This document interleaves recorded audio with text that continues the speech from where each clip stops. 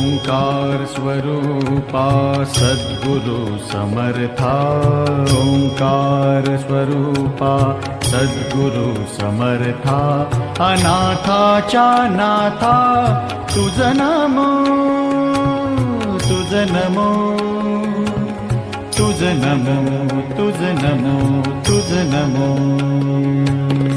ओंकार स्वरूपा सद्गुरु समर्था, ओंकार स्वरूपा सद्गुरु समर्था, अनाथाच्या नाथा तुझ नमो, तुझ नमो, तुझ नमो, तुझ नमो, तुझ नमो।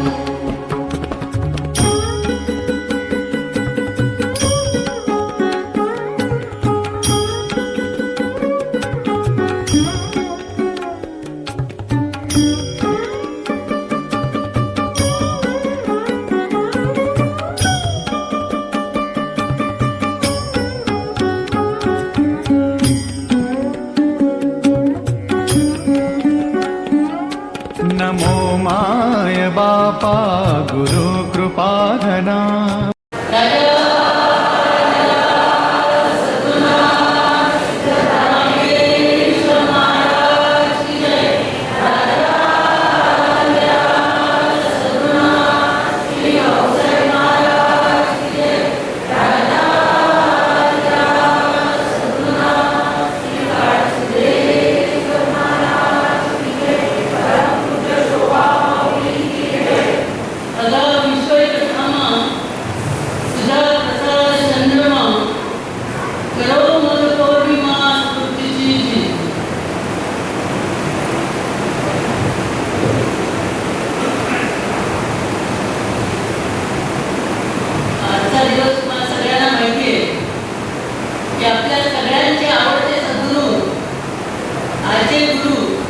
भाऊसाहेब महाराज यांची पुण्यतिथी आहे। वास्तविक तुम्हाला सगळ्यांना माहिती पुण्यतिथी ही माघ महिन्यात येते आणि त्यांचा जन्म जर आपण बघितला तर त्यांचा जन्म रामनवमीला झालेला आहे। रामनवमीच्या दिवशी झालेला असल्यामुळे बघा रामदास स्वामींचाही जन्म रामनवमीला झालेला आहे। त्यामुळे ही सगळी प्रत्यक्ष रामाचे अवतार म्हटलं जातं याला।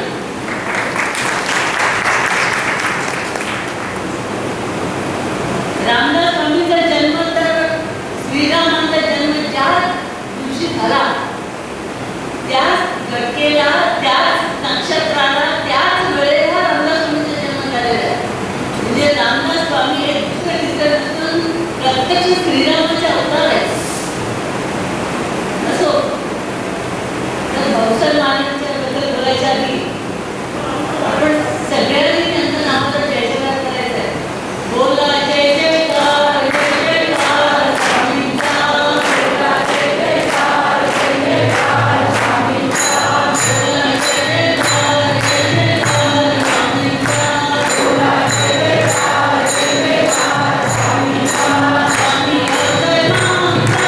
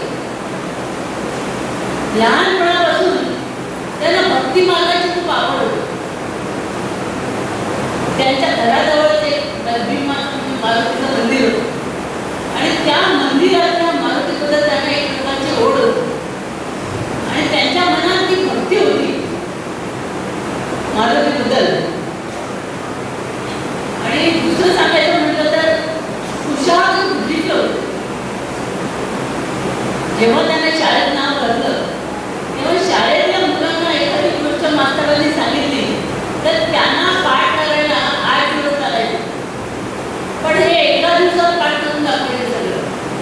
त्यामुळे मास्तरांनी पण आवडते आणि बघितलं मास्तरांनी ती कुशाळ बुद्धी असल्यामुळे त्यांनी आपलं सगळं ज्ञान त्यांना देऊन टाकलं. म्हणजे मास्तरांची पण आवड झाली.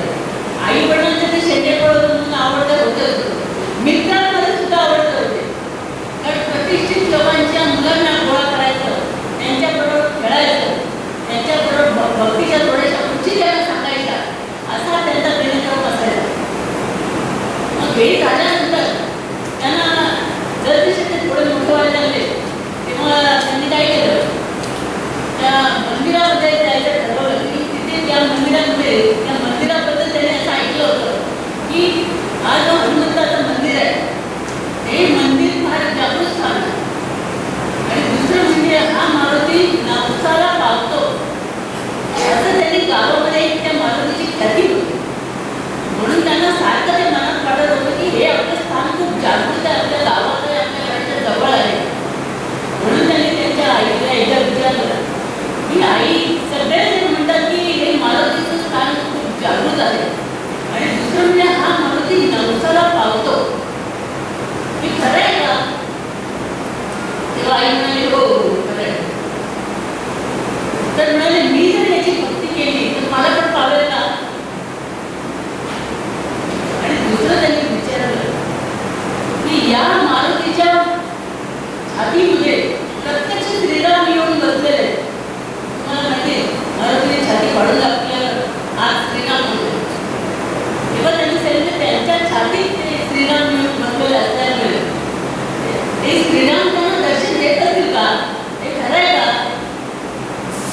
तेव्हा आई म्हणाली असेल बाबा, आता झोप, मला सकाळी काम आहे. पण त्यांच्या डोक्यात तेच होतं, त्यांच्या मनात. ते म्हणाले मी जर या मारुतीची भक्ती केली तर हा मारुती मला श्रीरामांचं दर्शन घडवून देईल का? तर मी भक्ती करेन. जर प्रत्यक्ष श्रीरामांचं मला दर्शन होणार असेल तर मी नक्की भक्ती करेन. आणि त्यांना माहिती होतं की त्यांची पहिली सगुणावर भक्ती होती.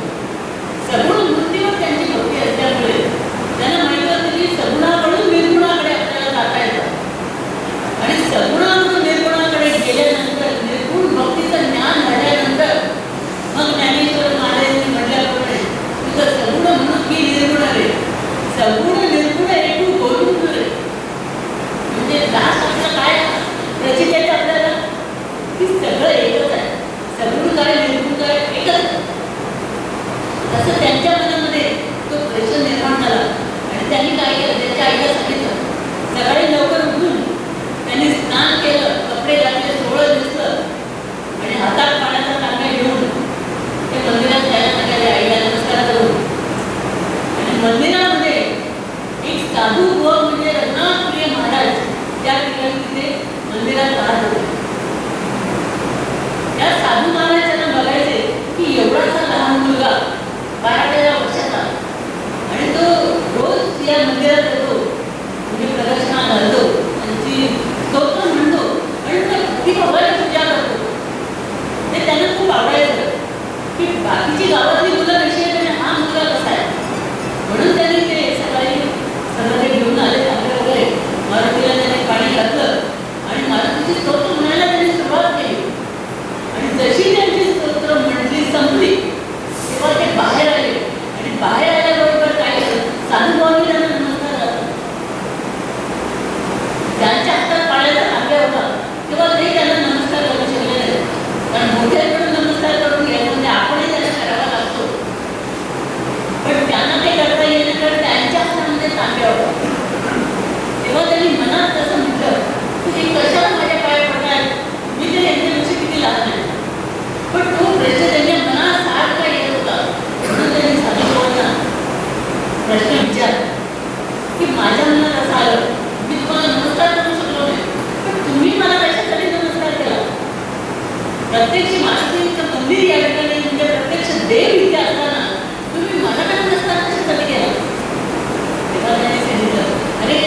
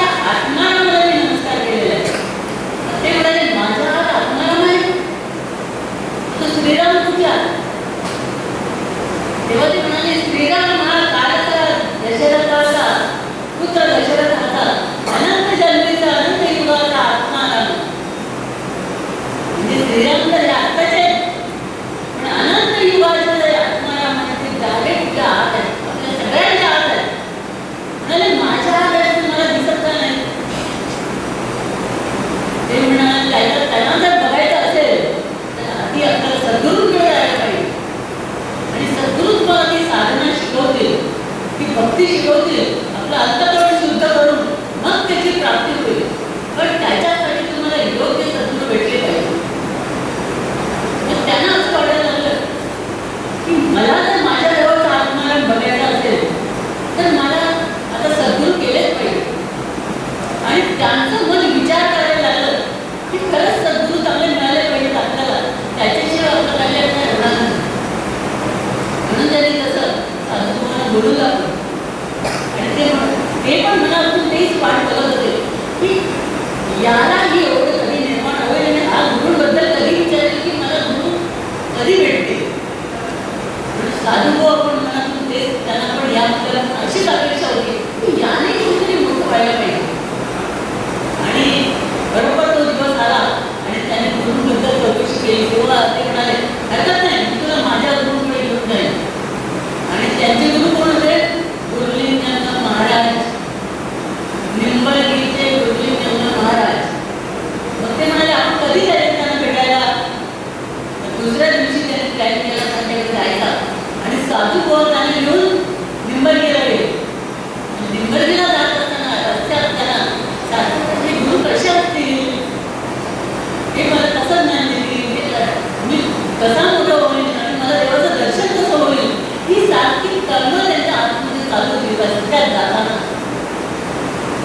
आणि जसं ते योगीनंद महाराजांचं ठिकाण आलं, राहण्याचं स्थान आलं, त्यावेळेस संतोबांनी आत प्रवेश केला आणि राजा सद्गुरुनाथ योगीनंद महाराज की जय असं म्हणून त्यांनी तिथे महाराज बसलेच होते. निंबळगी महाराज त्यांना लगेच त्यांनी नमस्कार केला आणि सांगितलं हेच माझे सद्गुरू आहे. तेव्हा निंबळगी महाराजांनी त्यांच्याकडे बघितलं आणि म्हणाले की म्हणजे असं प्रश्नार्थक बघितलं की हा मुलगा कोण आहे बरोबर आलेला. तेव्हा साधूबांनी सांगितलं की हा मुलगा फार भक्तिवान आहे, श्रद्धावान आहे आणि त्याला हे ज्ञान म्हणजे त्याला आत्मारामाचं दर्शन हवं आहे आणि त्याच्यासाठी त्याला गुरु करून घ्यायचे म्हणून त्याला तुमच्याकडे आणलेलं आहे.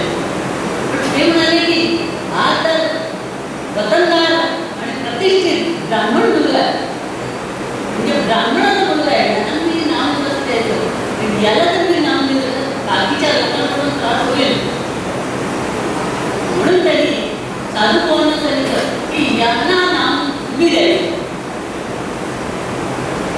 आणि त्यांनी त्यांना आज्ञा केली साधूभावांना की या मुलाला नाम तुम्ही द्यायचं. पण तुम्ही त्याला आधी सांगितलंय का की इथे आल्यावर पथ्य पाळायला लागतील म्हणून? कुठली पथ्य? काय उपाशी राहायचं, उपास करायचं, मग काय करायचं त्याच्याबद्दल कसं कुठली पथ्य नाही. त्यांनी मंत्र दिल्यानंतर मंत्राचं नामस्मरण, ध्यान धारणा, गुरूंचं ऐकणं, गुरूंचं श्रवण करणं, पोथी वाचणं, दासबोध वाचणं, या सगळ्या गोष्टी करायला लागतात. तुम्ही सांगितलं की त्याला? तेव्हा ते म्हणाले मी सगळं सांगितलंय त्याच्याबद्दल आधी. त्या मुलगा खूप कोवळा दिसतो आणि वय त्यांचं खूप लहान होतं, 12-13 वर्षाचं वय होतं त्यांचं. ते म्हणाले की जरी कोवळा तुम्हाला दिसत असला तरी तो पक्का आहे ना. पण साधूभावांनी त्यांची चांगली परीक्षा केलेली. साधूभाऊ म्हणाले की सगळं मी बघितलं आहे आणि खरं तुम्ही म्हणता तसंच आहे. मग तेव्हा त्यांनी साधूभावांनी त्यांना नाम दिलं आणि नाम दिल्यानंतर साधूभावांनी त्यांना सांगितलं की बघ मला तर गुरुनी आज्ञा दिली म्हणून मी तुला नाम दिलेलं आहे, पण तुझे गुरु फक्त निंबळगी महाराजच असतील आणि तेच तुला खरं ज्ञान देतील आणि तेच तुला कल्याणाचा मार्ग दाखवतील. म्हणून तू मनात घट्ट हेच ठेव की निंबळगी महाराजच आपले गुरु आहेत. आणि त्यांना आता बरं वाटलं कौशल महाराजांना. त्यांनी जेव्हा निंबळगी महाराजांच्याकडे बघितलं आणि बघितल्याबरोबर त्यांना कळलं की निंबळगी महाराज कसं परिपूर्ण आहे, ज्ञानाने परिपूर्ण आहे, ब्रह्माचं मूळ आहे, ब्रह्मज्ञानी आहे. आणि त्यांना असं वाटलं होतं की ते कसे असतील, त्यांनी काय कपडे घातले असतील, असं त्यांना त्यांच्याबद्दल मनात विचार येत होते. पण त्यांना बघितल्यावर त्यांनी एकदम ओळखून घेतलं की हे आपले गुरु कसे ब्रह्मज्ञानी गुरु. आणि मग त्यांनी त्यांना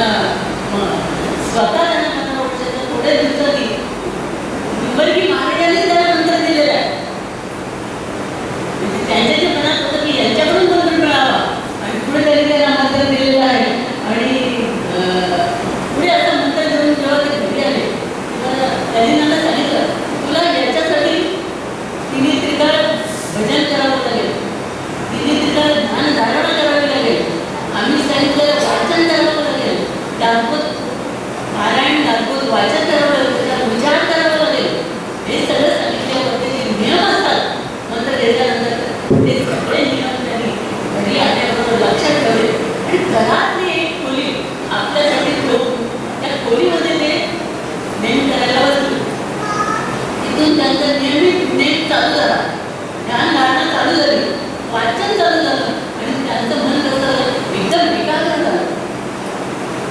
कारण बघा, गुरूंनी सांगितल्या शिष्याच्या मनामध्ये काय होतं त्याची अंतःकरण शुद्ध व्हायला लागतं आणि त्याच्या मनात भक्तीची प्रचंड आवड निर्माण होते.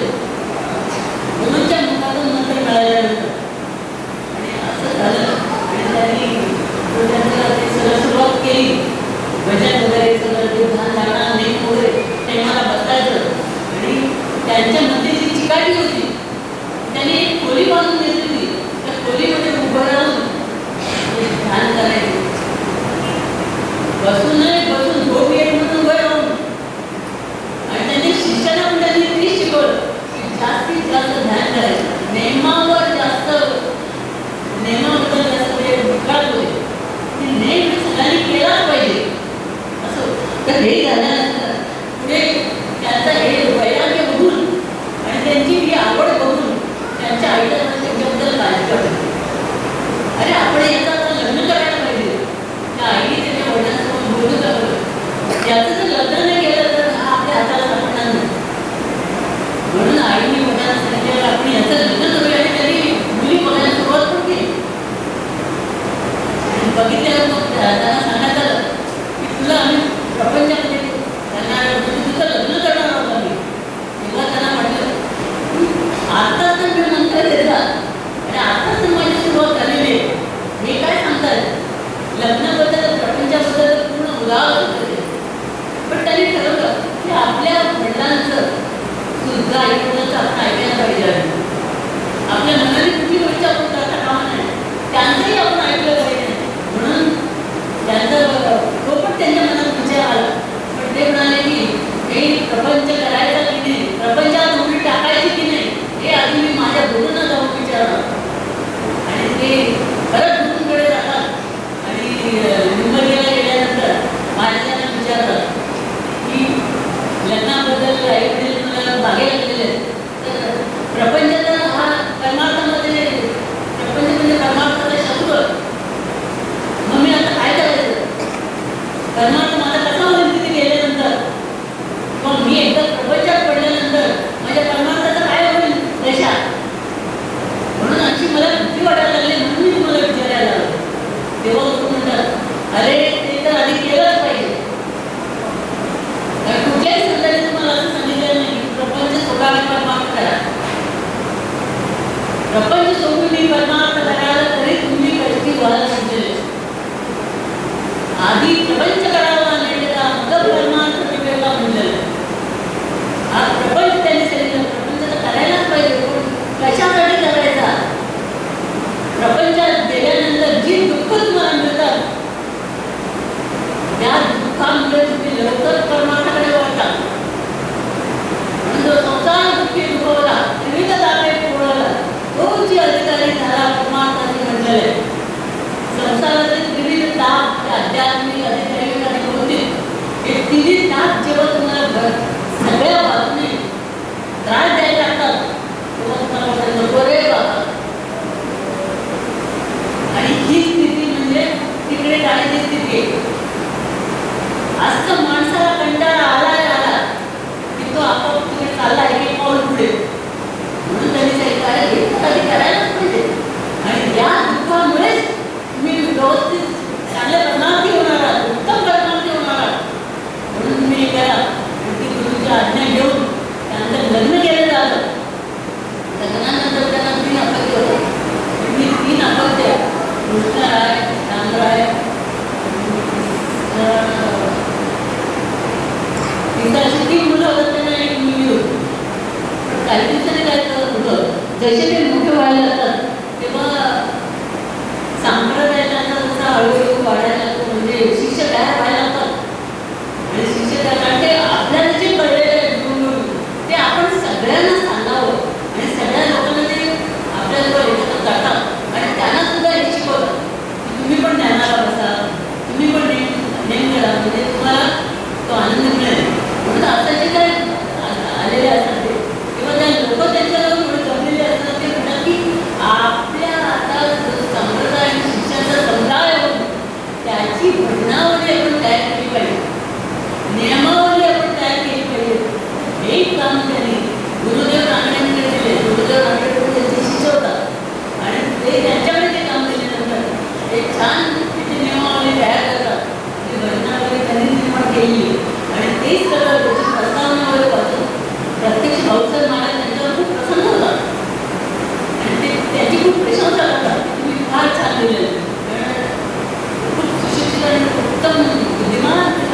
इच्छा असतात. आणि ते झाल्यानंतर गुरुदेव त्यांचं प्रचितीचे येतेच येते, पण त्यांच्याबद्दल त्यांना एक प्रेम वाटायला लागतं.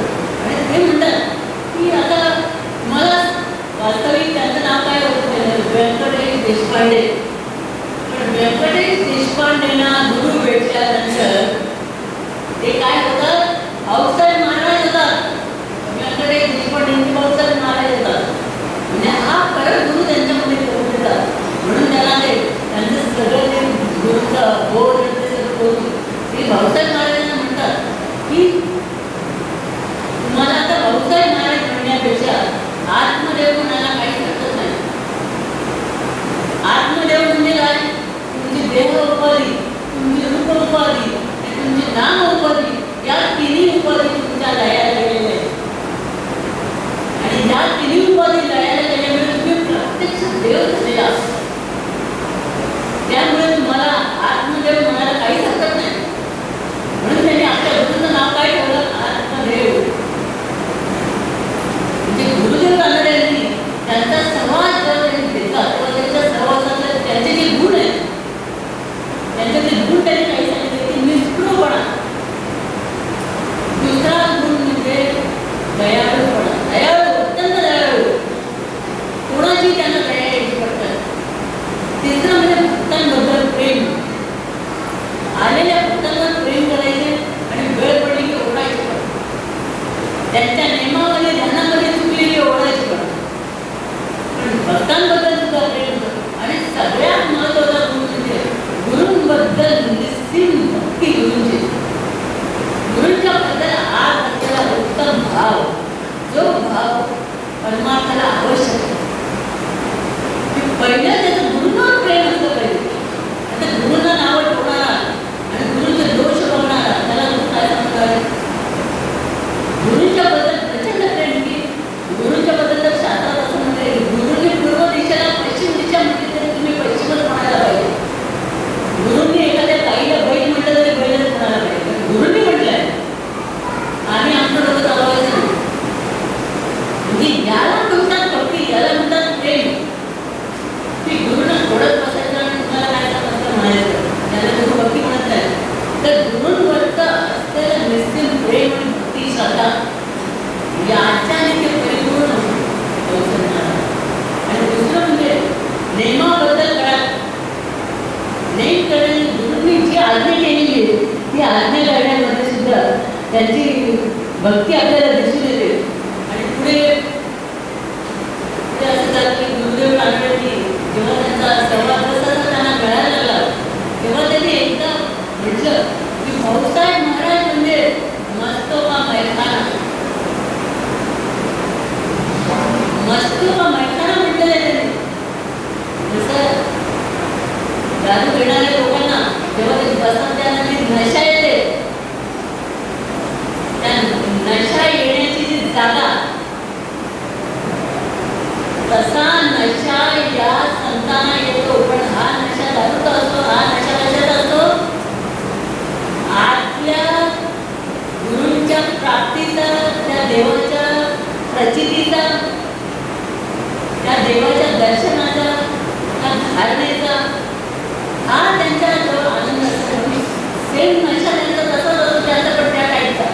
पण ती वस्तू न घेता त्यांनी म्हटलेलं आहे की सद्गुरूचा सहवास म्हणजे भाऊसाहेब महाराजांचा मस्तोबा मैखाना. तिथे गेल्यावर आपोआप मस्ती येते माणसाला. म्हणजे असे गुरु जर आपल्याला भेटले तर कल्याण. तसंच गुरुदेव रानडेंनी नुसते सुशिक्षित त्यांनी असं म्हटलेलं आहे. बाकीच्या लोकांचं काय म्हणजे त्यांना त्यांचा सहवास असा जाणवलेला आहे. एकदा स्वामी रामकृष्ण म्हणजे रस्त्याने जात असताना त्यांना एक तिथे दारूचा गुत्ता दिसतो. यांना मस्तोबा मैखाना, यांना दारूचा गुत्ता दिसतो. आणि तिथून ते जात असताना ते घेतलेल्या लोकांना एकदम नशा आलेली असते. तेव्हा स्वामी रामकृष्ण वा काय नशा आहे. आणि त्यांना लगेच आठवण आली की आपल्याला सुद्धा असा नशा आहे. देवाचं नुसतं नाव पडलं की समाधी लागते आणि आपल्याला सुद्धा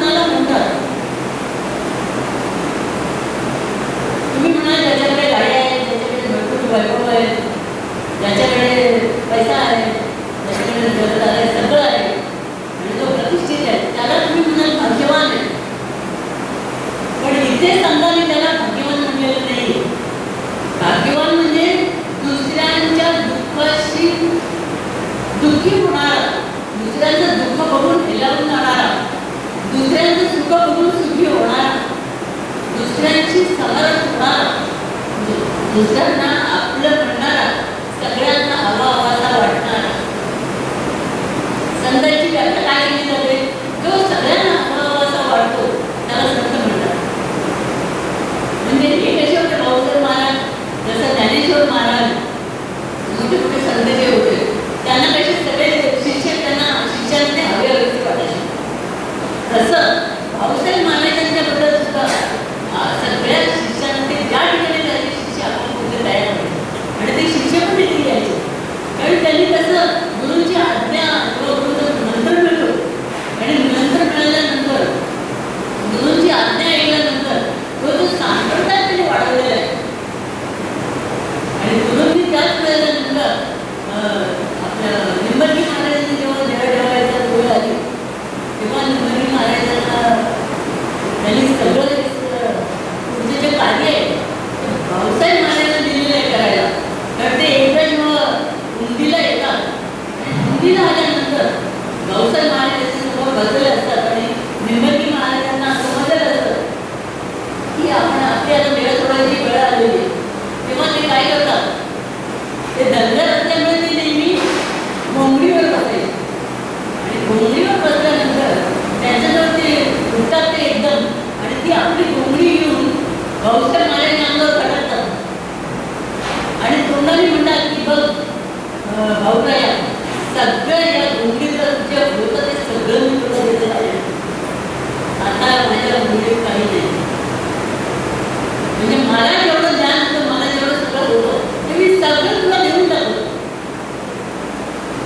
आणि आता या पुढचा सगळा भक्तीचा कळस आहे तो तू पुढे मोठा करायचा.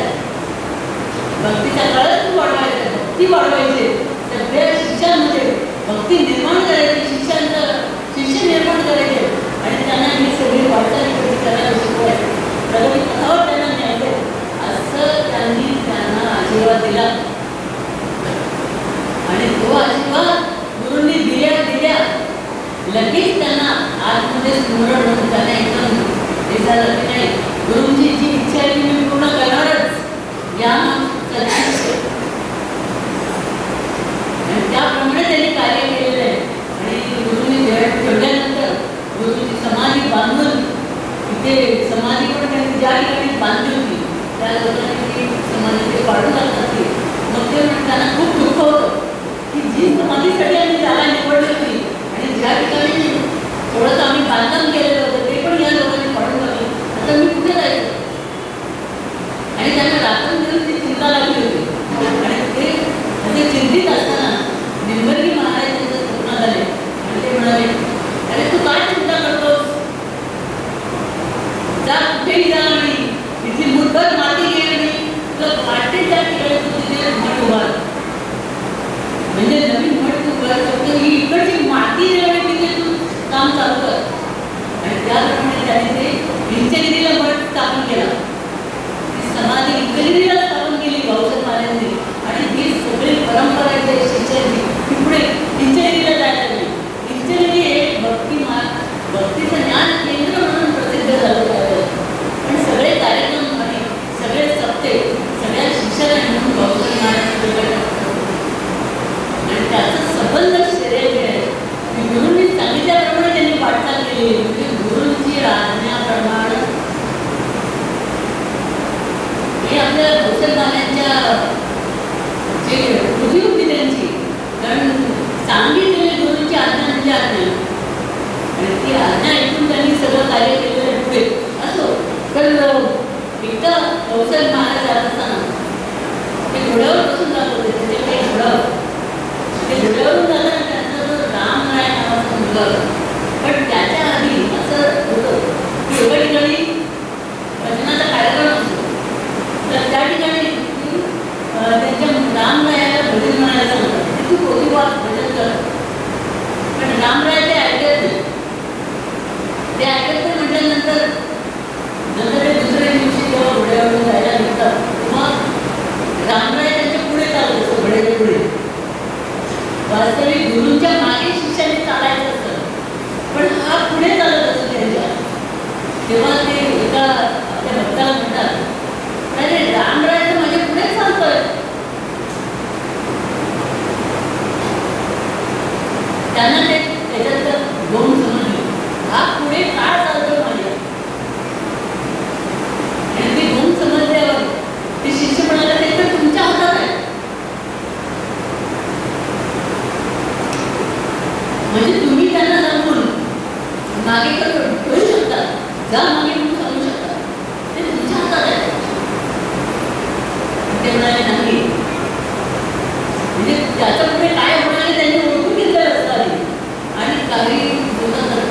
लहान आहे आजारी पडल्यानंतर ते शिष्य त्यांना सांगतात भाऊसाहेब महाराजांना, बघा तुम्ही आता काहीतरी तुमची पावर लावा आणि याला जिवंत करा, आणि त्याची तब्येत खूप बिघडली. ते म्हणत नाही, मी जर याला बरं केलं आता तर माझ्याकडे प्रेम येऊन पडतील माझ्या दारात आणि उठवा म्हणून सांगतील लोक. आणि एकदा जर माणसांना कळलं की यांनी आजारी माणसाला बरं केलं किंवा प्रेम मेलेलं उठवलं, त्याला जिवंत केलं, तर माझ्या दारात लाईन येईल, काय उभे राहते माणसं आणि मला त्या कामाला लागते.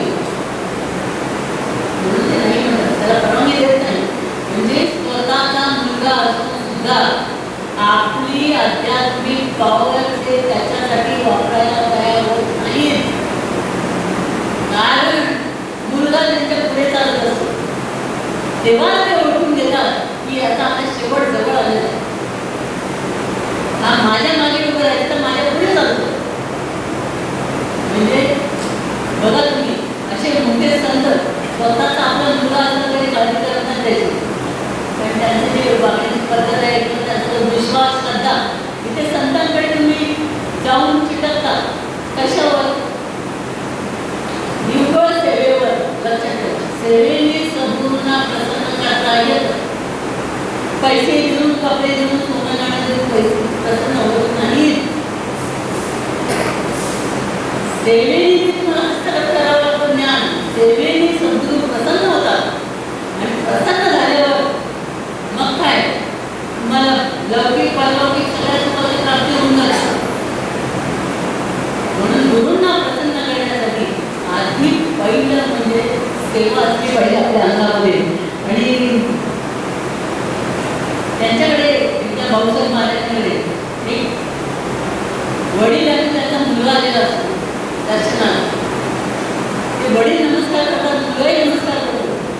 तेव्हा वडील त्याला भाऊसाहेब महाराजांना म्हणतात, अरे तुझं नाव काय आणि तुझं वय किती? बाप मोठा की मुलगा मोठा असं ते त्याला विचारतो. आता त्याचं तो लहान असतो, तो म्हणतो वडील मोठे. ते म्हणतात वडील नाही मोठे, तू मोठा. कसं काय? तुझं वय किती? 10. वडिलांचं वय किती? 40. वडीलच मोठे. अरे ताई मी सांगतो आई, प्रत्येक माणसाला देवाने आयुष्य दिले 100 वर्ष. त्याला तरी हे थोडा, पण देताना 100 वर्ष दिलेली. म्हणून प्रत्येक माणसाला त्याचं आयुष्य 100 वर्ष. आणि 100 वर्षाचा असल्यानंतर आता 100 म्हणून तुझे 10 वर्ष गेली म्हणजे किती उरली खाली? 90.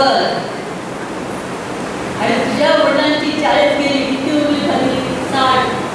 म्हणजे ते 60 वर्ष करतात आणि तू 90 वर्ष करतात. म्हणजे तू मोठा का वडील मोठे? मग तो मुलगा म्हणाला नाही, मीच मोठा. बघा त्यांचा हिशोब आपल्यापेक्षा वेगळा. आपण व्यवहार म्हणणार वडील मोठे, ते सिनियर, पण हे म्हणतात तू मोठा.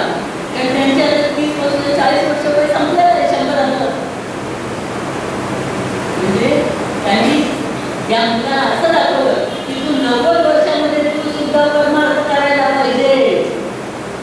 हे 90 वर्ष वय कसं घालवायला पाहिजे? परमार्थासाठी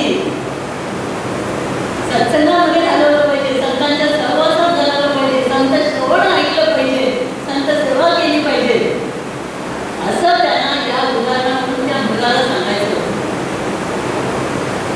मग हा संतांचा सहवास जितका जास्त मिळेल तितकंच आपलं सगळं पुढचं काय आपलं सगळं होतं.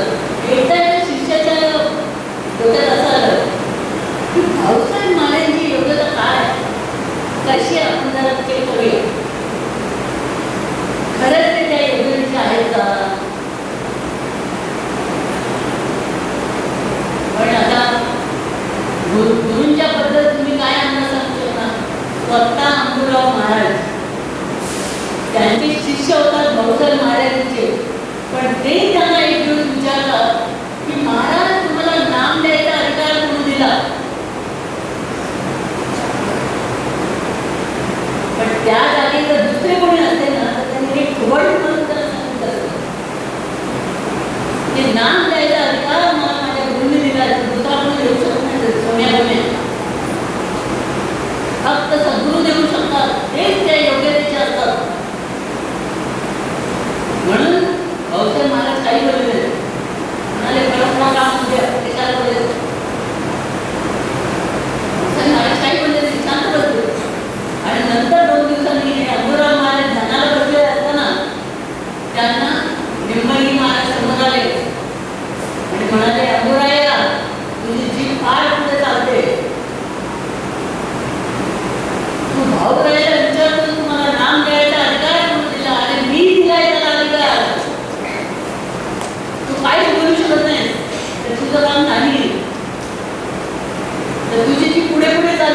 वावर करा आणि नाही आवडलीस तर शिक्षा द्यावी लागेल. सद्गुरूकडे शिक्षक घ्यायला पात्र तयार राहायचं. तुम्ही नावं ठेवली म्हणजे हे त्यांना सांगायचं होतं. तसं अमुराम महाराजांनी ते शिक्षकाने असं ठरवलं की भाऊसाहेब महाराजांची योग्यता काय बघूया आणि ते गेले भाऊसाहेब महाराजांची योग्यता बघायला. आणि भाऊसाहेब महाराजांची योग्यता बघताना त्यांनी एक प्रश्न भाऊसाहेब महाराजांना विचारला. तेव्हा भाऊसाहेब महाराजांनी काय उत्तर दिलं नाही त्याला. त्यांनी विचारलं की हा जर आपल्याला आपण मोजमाप काढतोय किंवा आपली योग्यता तपासतोय याची योग्यता काय आधी स्वतः. कारण तो तर योग्यतेचा पाहिजे ना विचारणार. तो तर ज्ञानी पाहिजे ना. त्याने स्वतःचा काय अभ्यास केलेला आहे, काय परीक्षण केलेलं आहे स्वतःबद्दल, की माझी पात्रता काय आहे, मी कोणाची पात्रता नसतोय. आणि त्याचं असं झालं तो एका मित्राला घेऊन आला बरोबर आणि तो भाऊसाहेब महाराजांच्या बरोबर असायचा माणूस. तेव्हा त्यांनी काय केलं भाऊसाहेब महाराजांना असं बोलल्यानंतर भाऊसाहेब महाराजांनी असल्यावर सोडून दिलं. आणि ज्यांनी याला घरी जाताना मेंढ्यातून मेंढा त्याचे शिंगाने त्यांनी त्याला मारलं. शिंग त्याच्या पोटात होते आणि तो दुसऱ्या दिवशी मेला. तो योग्यता विचारणारा आणि जो भाऊसाहेब महाराजांचा शिष्य होता, जो त्याचा मित्र होता, त्याला तो घेऊन गेला होता बरोबर भाऊसाहेब महाराज. तो त्याला बरोबर घेऊन आल्यामुळे तो पण भागीदार झाला. तो पण त्यांच्या विरोधात तापाने आजारी पडला. त्याला पण काय सुचना, त्याचा ताप होतोय ना. तेव्हा त्याला वाटायला लागलं की मी उगीच त्याचा ऐकून भाऊसाहेब महाराजांच्या त्याला घेऊन गेलो आणि हा योग्यता विचारायला लागलाय गुरुजी. म्हणजे या जगातली माणसं स्वतःची योग्यता न बघता दुसऱ्याच्यावर बिंदास होतात. आणि याची अनेक वेळा परिस्थिती आम्हाला महाराजांच्याकडे आलेली आहे. आम्ही महाराजांच्याकडे राहायचो तर महाराज एकदा असं शर्टवर चहा पडला होता. चहा पडला होता म्हणजे तो एक आला आणि तो महाराजांना म्हणाला काय मला म्हणाला हे काय चहा चांगलेला आहे बदला ना शर्ट महाराजांचा. पण मी काय बोलली नाही. महाराज म्हणाले अरे बघ ना या बाईने दिला होता मला शर्ट. मी म्हटलं महाराजांना हा यायच्या आधी मी तुम्हाला काय बोलली होती की आज आपला कार्यक्रम आहे, शर्ट बदला, शर्ट खराब आहे, आपल्याला सत्संगाला जायचं बाहेर, मी दुसरा देते शर्ट तो बदलून टाका, मी उठून गेली उद्या. हे कोण बोललं होतं? महाराज म्हणजे नाही तू बोलली होती. म्हटलं तर तुम्ही कसं सांगता बाईने बघितलं बाईने दिलं ना. जे गुरु काय करतात त्याला असं वाटतं बरं झालं ताईची चांगल्यावर पडली काढली महाराजांनी. पण गुरु काय करतात गुरुचं नाटक आपल्याला असं म्हणणार. गुरुनं जर एखाद्याची पैसे करायचं तुमचं तर कोणाला तरी पाठी लावून द्यायचं आणि नंतर समोर बघत बसायचं. आणि मग त्यांनी असं दाखवलं चेहऱ्यावर. तो गेला म्हणजे त्याला तर दुसऱ्या खोलीत गेला. तेव्हा महाराज अरे तो काय करणार तुझं काय नाही करू शकत इकडे मला पण सांभाळलं तिकडे त्याला पण ओरडायला सांगितलं. मला दोन्ही कामं झाली. नंतर तो आला. नंतर तो आल्यावर महाराज त्याला म्हणाले हे तुझं नाव आहे. म्हणाला निकम. निकम निकम म्हणजे निर्माकम. काय बोलले निकम म्हणजे निर्माकम कमी. मला सांगितलं बघ निर्माकम आहे सोडून दे. काय राहिली सांगा मला काय राहिली. गुरुंनी निम्मा म्हणणं अशी गुरु भजनी करतात. गुरुची भजनी कशी असते ती आपल्याला कधीच कळणार नाही. म्हणून पुढे जेव्हा भाऊसाहेब महाराज पण त्यांना त्यांच्या गुरुच्या समाजावर बसवतात पण त्यांना तो पुरस्कार जास्तीच त्यांनी असं गुरुंनी विकली महाराज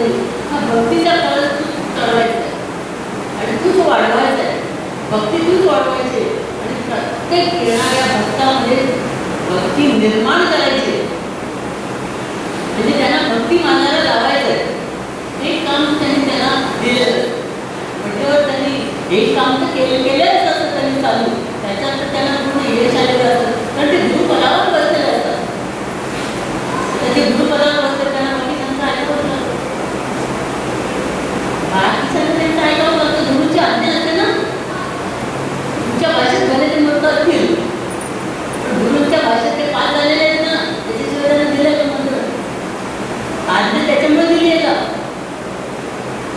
एकदा काय झालं, सगळ्या या बायका आलेल्या होत्या शिवरात्रीसाठी कोल्हापूरला, आणि आम्ही रात्री असं गप्पा मारत बसतो 7 वाजता आरती झाल्यावर.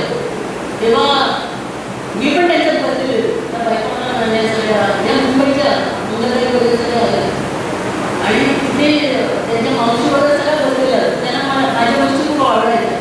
म्हणायचे महाराजांच्या गोष्टीचा खजिना काही तुमच्याकडे झाला, आम्हाला सांगायचं ना रोज.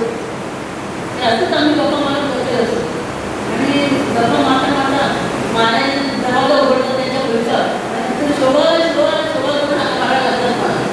मी लगेच पळत गेले, म्हणजे काय झालं आणि माझ्या मागून या सगळ्या भक्त मंडळी बायका पण आल्या तिथे, आणि त्या पण उभं राहायला त्यांनी महाराजांचं दर्शन घेतलं. तिथं आणायचे महाराजांच्या दरवाजा उघडला आणि ते समोर पडल्यानंतर त्यांचं दर्शन घ्यायला पण पुढे जातो. तर महाराज म्हणाले, अरे तुम्ही कशाला आले? अरे शोभा आता आई होणार आहे. मला वाटलं शोभा आता आई होणार आहे म्हणजे काय? त्यांना काय कळलं, त्यांच्या चेहऱ्यावर सुद्धा प्रश्नचिन्ह होतं. तेव्हा महाराज म्हणाले, झालं ना, काय कळलं नाही का मी काय बोलत होते? अरे आतमध्ये मंत्र घ्यायला लोक तिथं माणसं आलेली आहे, आणि त्यांना ती मंत्र देणार, ती मंत्र देणार, म्हणजे ही आई होणार, ते मुलं होणार. कळलंच मला ना, खरं फक्त मुलं नाही, मला झालेली ती मुलं. पण ऐकणारे अर्धवट असल्यामुळे त्यांना वेगळंच वाटायला लागलं पाहिजे की आता आई होणार म्हणजे काय? महाराज म्हणे, नाम द्यायला आलेले तर लवकर नाम दे. म्हणजे ते तुझे शिष्य आणि तू त्यांची आई, म्हणजे शिष्य म्हणजे काय, तुझी मुलं होणार ती. देवाने दिलेली त्रास न होता. महाराजांनी मला सांगितलं, एवढं मोठं डाळिंब दिलं आणि सांगितलं, याच्यात जेवढे बिया आहेत तेवढे तुला मुलं होते. कोणती मुलं? अशी जगाला बोलून म्हणतात तसली नाही, मला झाली कसली आईची मुलं, आईची. काही त्रास न घेता. तर बाकीच्या बायकांना काय त्रास द्यावा लागतो, एक आपल्याला जन्म द्यायचा म्हणजे एवढा त्रास असतो त्याचा बघतो. पण नंतर ते आई होतं, आम्हाला काय त्रास नाही. गुरूंच्या आशीर्वादाने आईची आई झालो, आणि त्यामुळे गुरूंचा आशीर्वाद असल्यामुळे हे सगळं आपोआप होत जातं. एक कार्य म्हणा किंवा आम्ही पुढे काय करणार आहे त्यांना आधी जास्त माहिती आमचं विचार. आपल्याला आपली कुंडली माहिती नाही, संपूर्ण सगळं आतलं बाहेरचं मागचं पुढचं आधीचं सगळं समजतं, म्हणून त्यांना सर्वज्ञ म्हटलेलं आहे. म्हणून तसं भाऊसाहेब महाराजांनी तो परत चढवायचा, गुरुची आज्ञा तो परत चढवला. पण त्यावेळेला समाजामध्ये असं म्हटलं जायचं की ज्यांनी परत चढवला त्याचे दिवस आता संपले, म्हणजे तो आता थोड्या दिवसात भेडा सोडणार, असं त्यावेळेला लोकांमध्ये समज होता. आणि मग काही दिवसांनी भाऊसाहेब महाराज आजारी पडतात, आणि आजारी पडल्यावर त्यांचं हे कार्य करताना त्यांची काय अंबुराव महाराज, गुरुदेव रानडे, शिवलिंग बाबा, हे त्यांचे जे काही सगळे शिष्य असतात, हे सगळे शिष्य त्यांच्या जवळ येतात. आणि स्वतः अंबुराव महाराज त्यांना सांगतात की महाराज, अजून आपल्या कार्य भरपूर बाकी आहे, अजून आपल्याला संप्रदाय भरपूर वाढवायचा आहे, अजून हे सगळं त्यांना सांगायचं सगळ्यांना, तर तुम्ही अजून काही गोष्टी ठरवलं पाहिजे, इतक्या लवकर जायचं नाही. तेव्हा ते त्यांना सांगतात, आता राहून काय उपयोग आहे, आता आम्ही कळस चढवला, म्हणजे भक्तीचा पण कळस चढवला आणि मंदिरावरचा समाधीचा पण कळस चढवला, आम्ही आमचं कार्य झालं.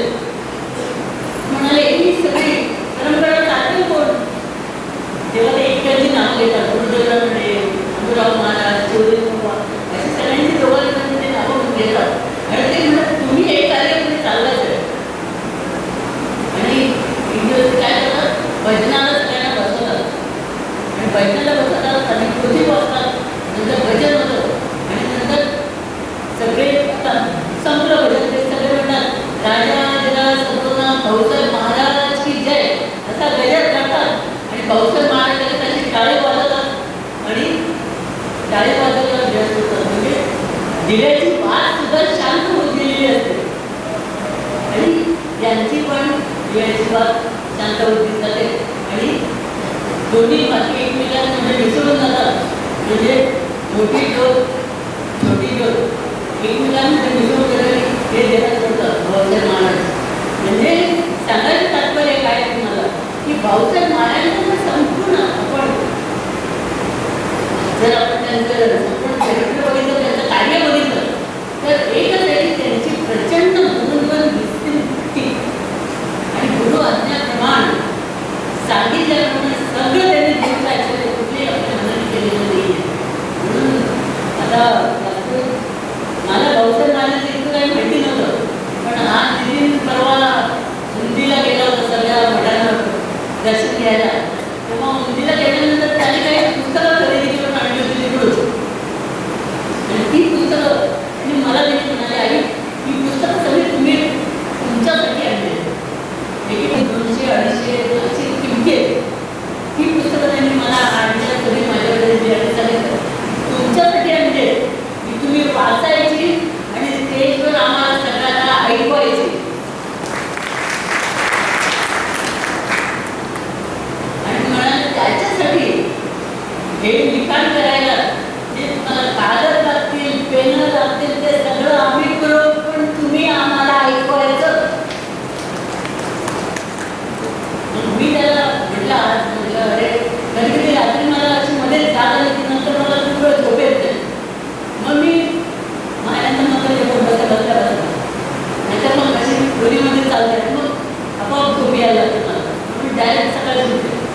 तर मी म्हटलं जर मी लाईट लावून अभ्यास करायला बसते तर मला रात्रीचा अभ्यास खूप आवडतो. शांत वेळेत आपल्याला एकदा वाचले लक्षात लिहिता पण येतात, लक्षात पण राहतं. म्हणून जर टेबल लॅम्प आपल्याला मिळालं तर टेबल लॅम्पकडे मी खूप 4-4-5 तास अभ्यास करू शकते. तो म्हणाला थांबा येईल तुम्हाला लगेच टेबल लॅम्पचे पाठवतो वेगवेगळे प्रकार, तुम्ही त्याच्यातलं सिलेक्ट करा, आपण ॲमेझॉनवरून लगेच मागवू तुम्हाला. आजचीच गोष्ट आहे. मग त्यांनी ते 1000 रुपये 2000 रुपये 2500 रुपये काय काय टेबल लॅम्प तुमचे ते चार्ज करण्याचे आणि ते काय काय मला पाठवलं त्याचे सगळं साईड.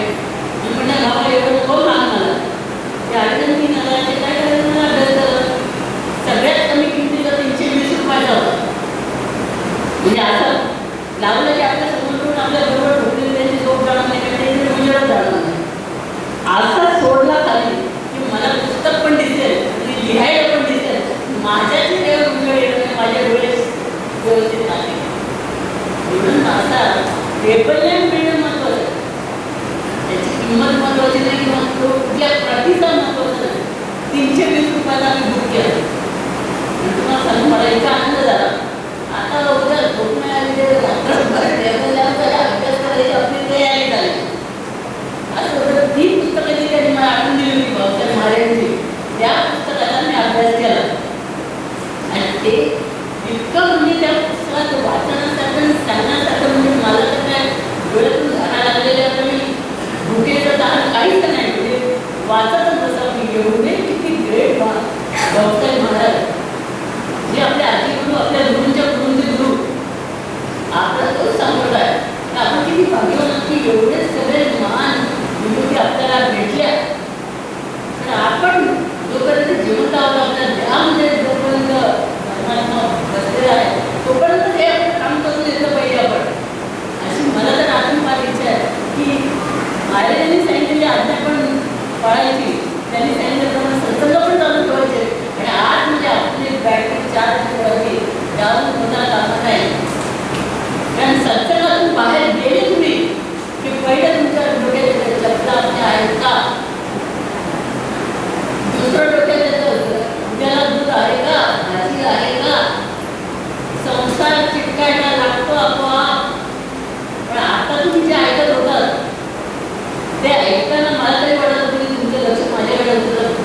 दिवसात काय दिवसाला थोडा वेळ तरी दिली. कारण सत्संगाचा महिमाच तसा आहे की तिथे आल्यानंतर मॅग्नेटसारखे तिथे चित्र होतं.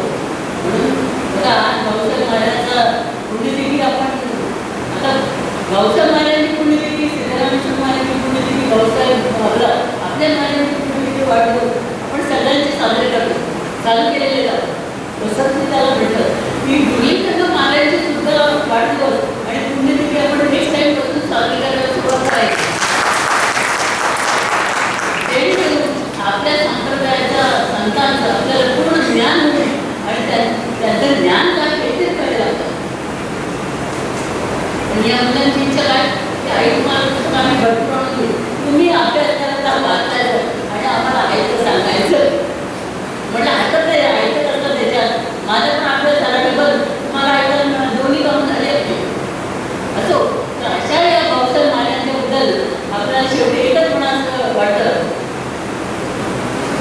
लोक कल्याण साधाया जिजविती नित्य जीवाया धर्मो भास्कर साधूया आदरे आदिवंदूया हरिहरा